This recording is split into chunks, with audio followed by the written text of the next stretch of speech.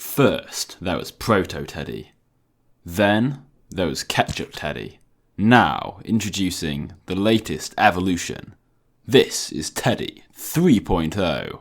Duh duh duh. Insert some ominous music or something here. Hello, you wonderful people. We are back again for episode 9. Now, apparently, there's too much coding in these videos. Well, I hate to break it to you, but this is kind of what we do at the Gnome Code channel. Now, this is going to be a video of two halves on how to set up a timer for a P-type game or just any round-based system. So the first part is going to be super quick and just show you how to get something basic set up. But if you want to hang around and keep watching, I'll show you how we can expand on that a bit to get something that works even better. Okay folks, without further ado, buckle in and off we go. Now this is actually quite straightforward. Let's say you want a system that counts down 10 seconds in the game. Well, that's essentially a loop. So by creating a for loop, we can count down from 10 and just chuck the results down the output. 10, 9, 8, 7, and so on. But of course, a round system is more than just one boring loop. It's actually 3. So we're going to need a main game timer as well as an intermission where players can vote for their game mode and so on. So I can copy and paste the for loop, maybe change the print statement and length a little so we can see which is which. Then I can wrap the entire thing in a while true loop, so these two loops will keep repeating one after another for as long as the game runs. And if we wanted to add this to a GUI, it'd be simple enough. We could just add in a screen GUI.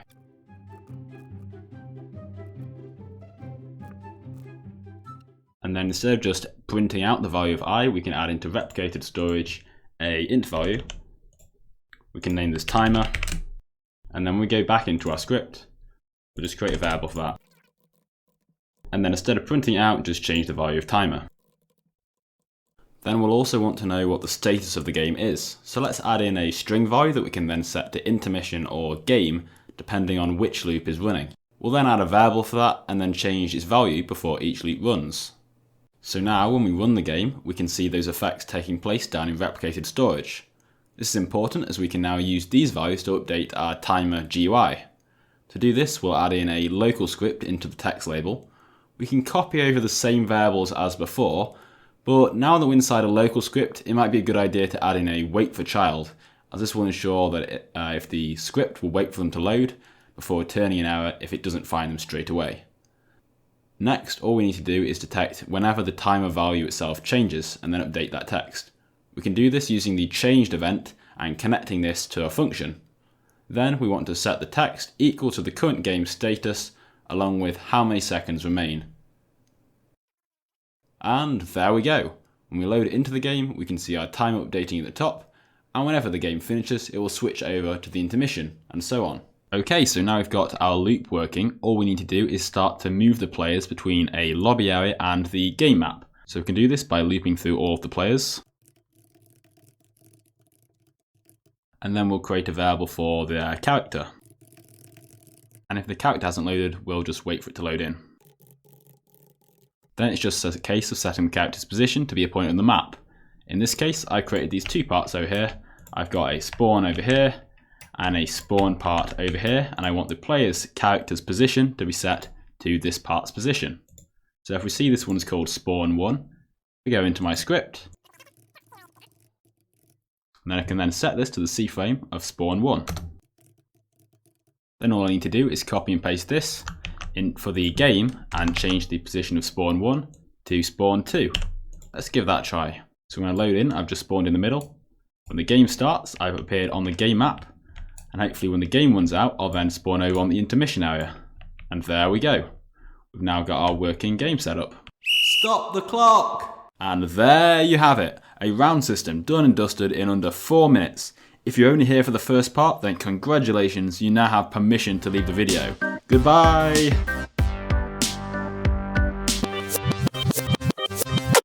Psst, anyone still here? You're still watching this? Are you sure? Okay, now it's just as cool people left. Let's take another look at this code. It probably looks like a good start and it works after all, so why not use it?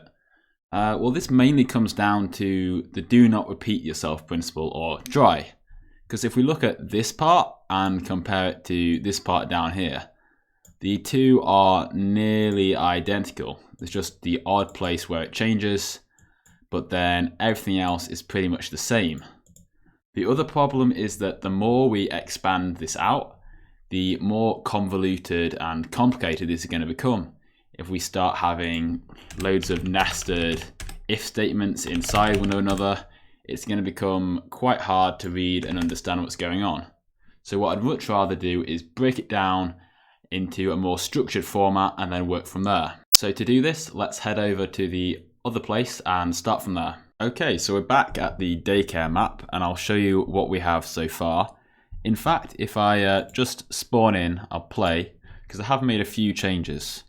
You'll notice I spawn inside this box and it's very dark. You might not be able to see that. Maybe if I move into a corner, you'll kind of be able to see, right? So if all goes well, the player should never see this area. This is just a box that they spawn in. Because if we don't look down here to the right, down here to the left, this is where our players are going to spawn in inside this box. And we've moved the spawns from the map and instead replaced them with this green block. This is where we're going to teleport the players towards, just like in the last example. And you'll also have seen down there I have this little area, and this is where we're going to position the camera. This is kind of like the lobby area, and these yellow blocks is where we want our camera. So the camera's going to be just here, looking out over here, and then maybe we'll change it over to here as well. So what we're going to start off with is very similar to last time. We need the timer and we need the game status. So we'll pop them in replicated storage.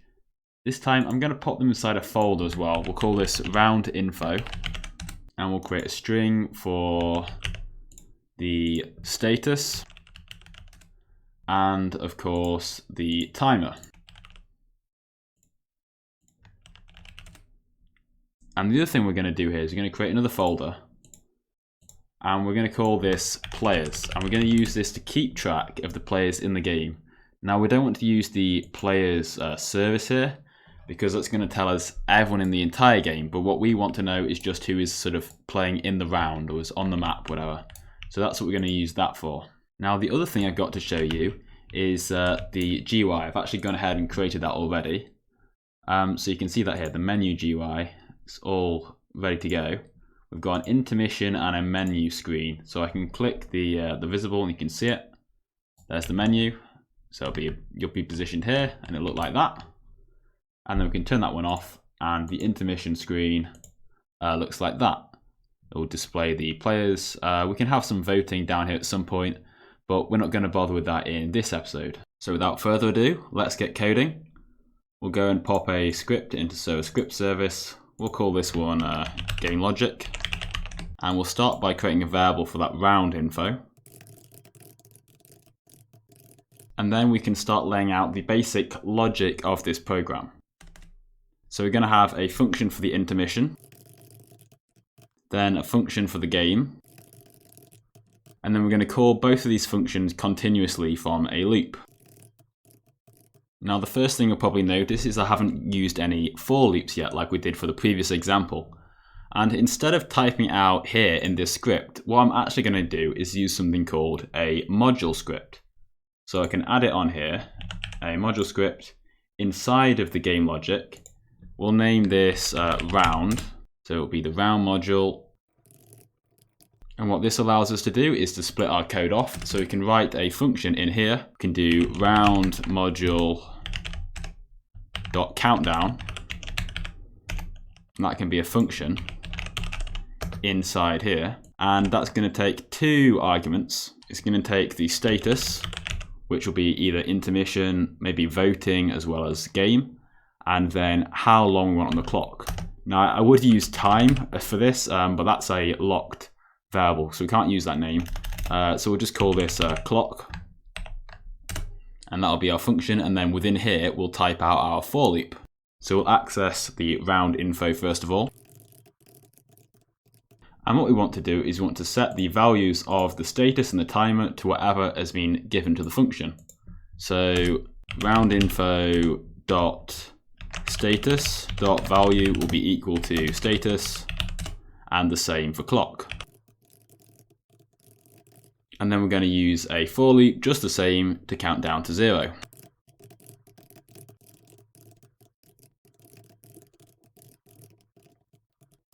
Okay, so that's our function. How are we going to access it? Well, if we go back into our script, we'll see how to do that. So just above here, we'll type local round module, and we'll set that equal to the require word, require, 2 brackets, and that will be script.round. So now if we want to use this function, what we type down is that we first access the round module, which is this variable, which links us back to this script.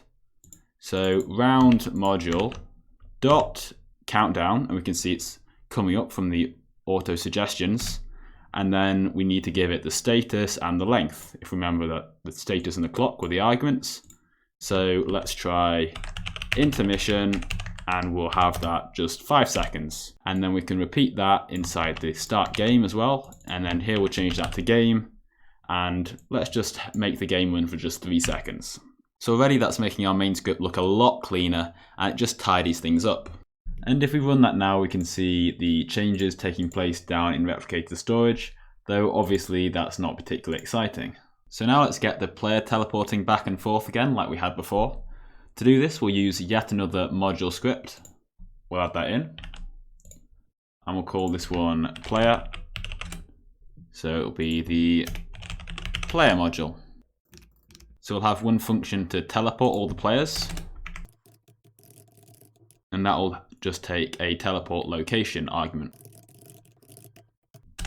And then we'll also have a function to respawn all the players. Now remember, we're not getting the players from the players service here, we're going to use that players folder we created. So in order to actually populate that folder, for now let's just use game.players.playerAdded, and then we'll just hook that into a function. And whenever a player joins, we're just going to create a new marker for them, okay? So local marker. So this will just be a string value with the player's name, and we're going to place this inside round info. So we can actually copy over the variable for round info. We're going to need it inside here as well. And then we can access that from round info.players, name the marker, .name will be equal to player, which will be the name of the player that joins. So now we want to respawn the players. We can just loop through the list of round info and see what players we've got. We'll start out by checking that the player marker actually is a player. So that will just look through the players and check that they actually exist first of all. And then if we know their player, then we can just respawn their character. Teleport all players is going to work kind of similar, so we can actually copy and paste that. But then another thing we might also want to do is have a function just to teleport a single player. So let's have another function up here. And then we can call this function that teleports a single player from the function that teleports all the players. This will just be useful if we want to call it from somewhere else at another time. So in this function, we're actually going to check if they are a game player. So we'll take this out, get that character.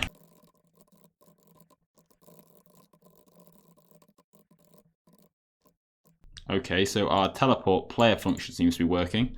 First of all, we're going to take the name of the player and the location we want to teleport to. So that's just going to be the part in this case. And then we're going to check that the game player actually exists. So look through the players and find someone with that name.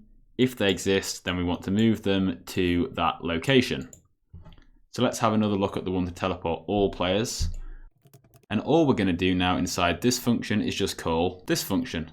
So we copy that line, put it over here, and the player name in this case will be the loop, so player.name.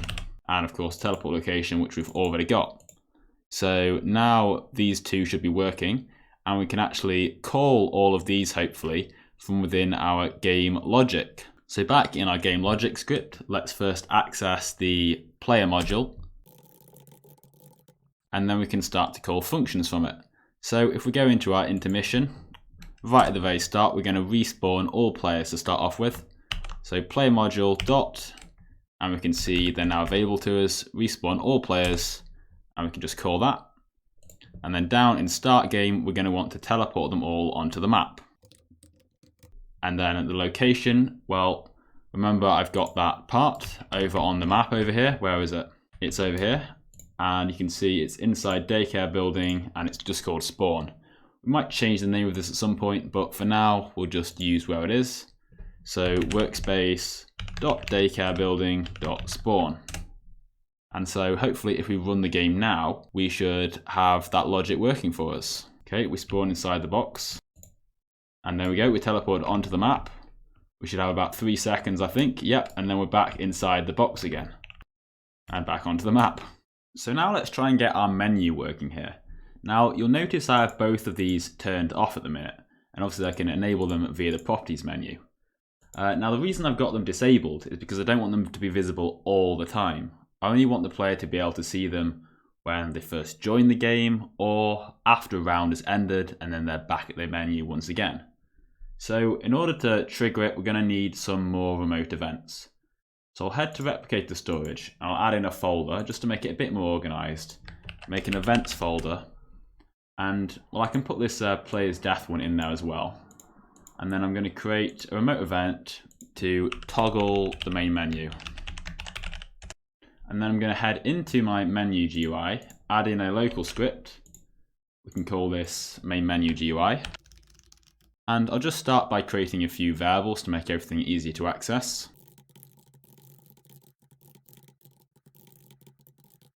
And then I'm going to need to access those events as well. So whenever the toggle main menu event is triggered, then we're going to want something to happen. So let's connect that into a function here. And you'll notice I've created this visible parameter of the function. And so all we're going to do here is we're going to set the visibility of the menu to be equal to whatever we've set this visible parameter to. So if we're firing this remote event and we're sending true with it, then the menu visibility is going to be set to true. And if this is false, that's going to be set to false and the menu will be therefore invisible. So now let's head into our server script and see if we can fire this remote event. So we might as well copy and paste this events variable line and we'll pop that into our, let's put it into the player module. Okay, so the player module script, we can put that variable down here. So now we've got our events variable. Let's see where we're going to want to fire that event from. First of all, we're going to want to have it when the player is first added to the game. We want to show them the menu. So right down here in the player added function, we'll wait for that event and then we're going to want to fire the client and we'll get the player, which we've got from here. And then we're going to want to set the visibility to true. Okay, we can copy that. And then when the player is respawned, if they've died and they've sent back to the menu area, we're going to want to show them the menu again. So below here, after we load the character, we're going to want to toggle that and set that to true again. In this case, it's not the player anymore. We're using the game player variable. So we put the game player in there and copy this. And where are we going to want to hide the menu? We're going to want to hide it when they're teleported onto the map. So let's go up here and we see, yeah, when we teleport the player, after we've done that, we're going to want to hide it from them. So we'll set this to false. Now remember the reason I'm using gameplay here rather than just player is because player is just equal to one of those values inside the round info. Gameplayer is the variable I'm getting when I'm actually retrieving the player from the player's service. So anyway, let's give that a quick test and see if it's working for us. Super, so when I join the game, I can see the GUI. The buttons aren't going to do anything. Yes, and when I get teleported onto the map, it disappears, we can wander around, back to the menu, and then we can see it again. So next up, let's see if we can get those menu buttons actually working. Now earlier we created this marker for the player as soon as they added them into the round info. But really, we only want to add them to this once they've clicked the play button, because they might want to look at the shop or something before they actually play the game. So we're going to want to detect when they press that button from the GUI, and to do this we'll need another event. So I'll create a new remote event. I'm going to call this one join game. And then I'm going to remove this. And I'm going to create an event.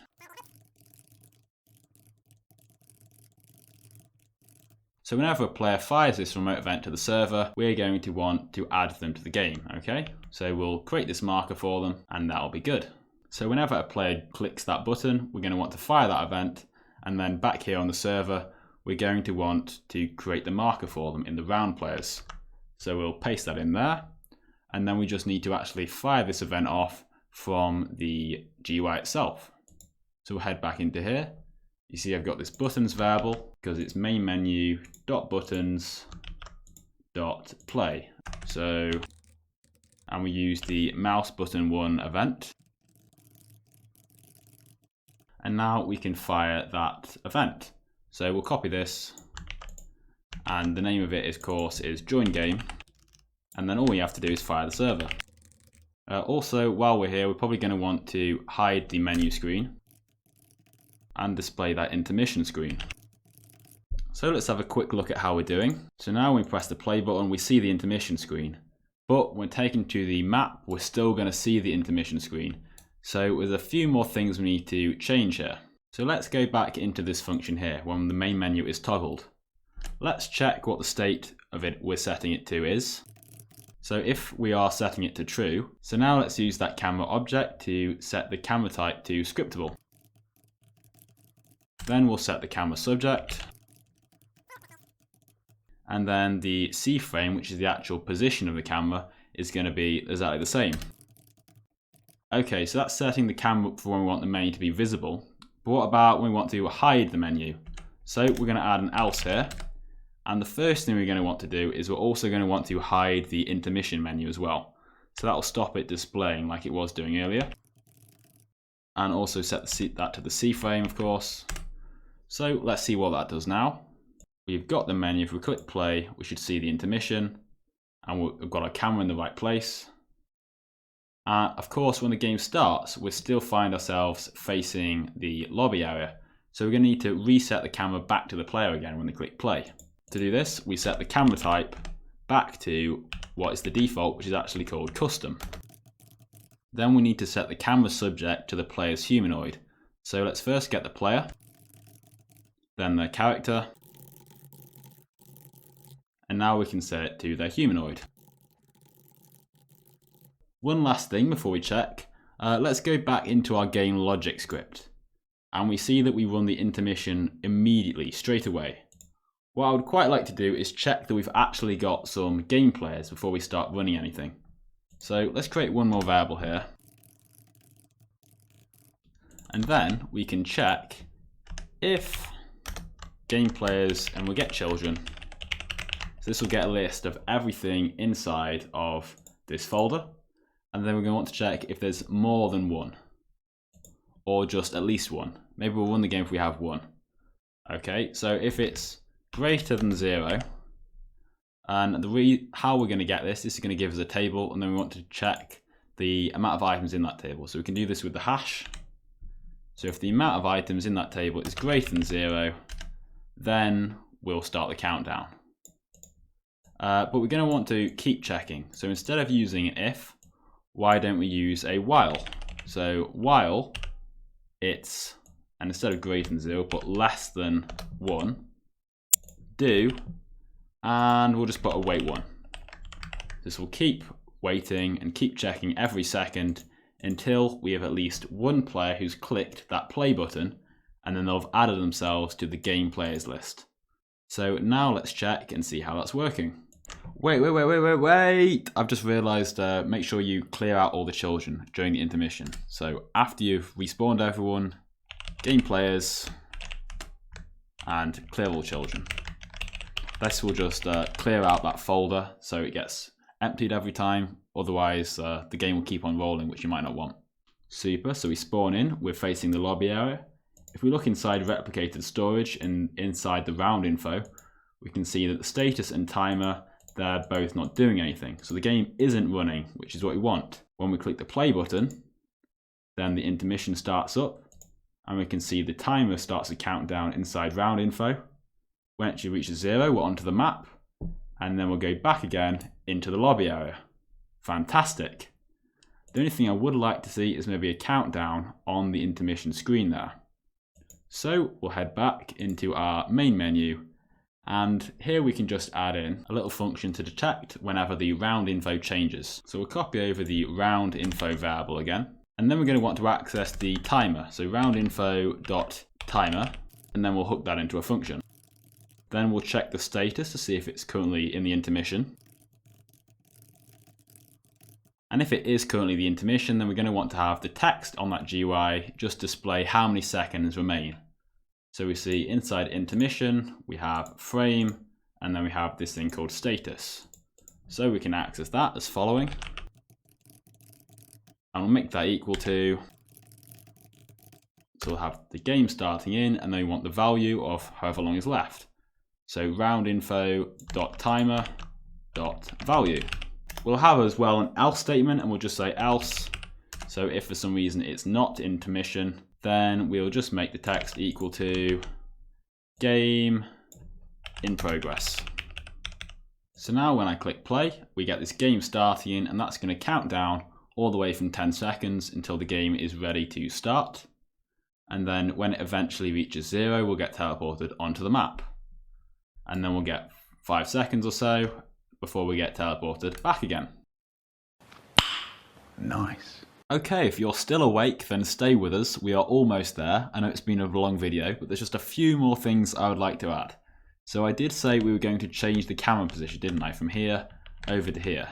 Well, that's easy enough. So if we head back into our local main menu script, and when they click the play button, we just need to change the position of the camera. Now I've already got the camera variable, and the camera at this point will already be set to scriptable. So we just need to change the C frame. We could just put camera.cframe and then the new position, but I want it to be a smooth transition. So to do this, we'll use something called tween service.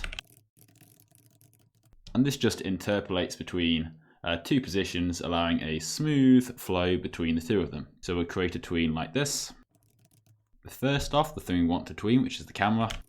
And then we can set a load of properties, but for us, we'll keep it simple. We just want it to be for 1 second. Then the property we want it to tween, which is the position of the camera. We do this in these curly brackets, if you'll see. And we'll set the C frame to be equal to, and the camera is located at workspace dot, what's it called? Menu area dot menu cam 2 dot C frame. And then right at the very end, this is a bit of a hack. We just put the play to that tween. So it's all on the same line, but it gets the job done. Click play. And there we go over there. We'll probably want to turn these invisible as well, as soon as we know where they are now, and it'll look a bit smoother. Lovely stuff. Nice. Okay, we also want to get the players showing up in this area of the GUI here. So if I make the intermission visible here, and I can show you down in the players, you'll see I've got this image label called template, and if I make it visible, you can see it's going to have a little image of your character along with your name. Okay, so what I'm going to do, whenever a player joins, I'm going to clone this template, and then I'm going to fill it in with their details. So to add the little template, we're going to need to be detecting changes on the round info again. So we'll be using the round info dot players, which is that players folder, and we're going to use the child added event, connect it to a function, and then we want to find out whatever object has been added to that folder. So remember, we're adding that marker in, which is going to be a little string value with the player's name on it. And so whenever that's added, then we're going to use that information to go and create that template. So first things first, let's check if the name of the object actually is a player. If that's true, then we know it's a player, so we'll create a variable for them. Then we'll create a clone of that template. So it'll be local player image, and we can find that at, and I've named it template, and then I'm going to clone it. So I'll create a copy. Now the first thing I'm going to need is an image. So I need to find the image for whatever player it is, and we can use a special function for that. And this function requires the player's user ID, the type of thumbnail we want, and we want the full avatar thumbnail, and finally the size of the thumbnail. Let's go for just 100 by 100. So now we can start setting the properties of the new player image that we've just created, which was a clone of that template. So we'll set the image to be the image we've just got. Then I have a string inside of player image called username. So I'll set the username's text to be equal to the name of the player, as well as the name of the object itself to be the name of the player. Finally, I'll make sure it's visible, and then make sure it's parented to the player's frame as well. And now you see when I click play, I've got GnomeCode and I can see my little player. Nice. The only thing that leaves is having a countdown for the actual game itself. We need to get a little GUI for the game so we can see how long is left. That's easy enough. Let's create an entirely new GUI now, and we'll call it Game GUI.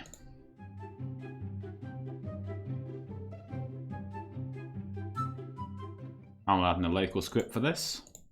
We'll just call this status updater. And all we're going to need is the round info. So we can copy that over from our other script, the variable for that. There we go, put that at the top. And so whenever the timer changes, we're going to want to update that clock. And we'll also want to check that it is actually a game running before we do this. So the clock will now update when the game timer is updating, but there's one other thing we need to check, which is whether the menu is visible or not, because at the moment this will display all the time. So let's have a remote event, and remember we've actually already got a remote event we can use, the toggle main menu event. So if we copy the events variable over from here, paste that in, and if we find down here we have the toggle main menu on client event. So we're going to copy this and we're going to have the function in here as well. But this time we want to do whatever the opposite of the main menu is doing. So if the main menu is being set to true, so we're displaying the menu to them, then we want to hide the game timer. And if this is being set to false, then it must be the game running, so therefore we'd want to show it. So we can say script.parent.enabled equals, and we can set it to whatever the opposite of this is. So we can set it to not visible. So if this is true, then this will be not true, would be false. And if this is false, then not false will be true. Now at the moment it is enabled, so let's untick it for now, so we won't see it. And then when we run the game, we won't have it there. So now we've not got it. And we click play and we wait for the intermission. When the game starts, the timer should hopefully appear. There it is. We've got 10 seconds on the clock. And when that counts down, then we'll be back to the intermission area and it'll be hidden from us again. Nice. Whew, there we are. We are done. I know that has been a very long episode, one to separate the men from the boys. Hopefully you've stuck around and watched through it, and hopefully you've got something out of it as well. I know it's been a bit quick, some of that, but hopefully you'll have picked some stuff up, and with the earlier quick summary, you'll have got an idea of what's going on here. I know that could have been split down into like 3 episodes, but I wanted to make some progress with the game. So there we have it, folks. Thank you very much for watching, and I'll see you soon for the next episode. Goodbye!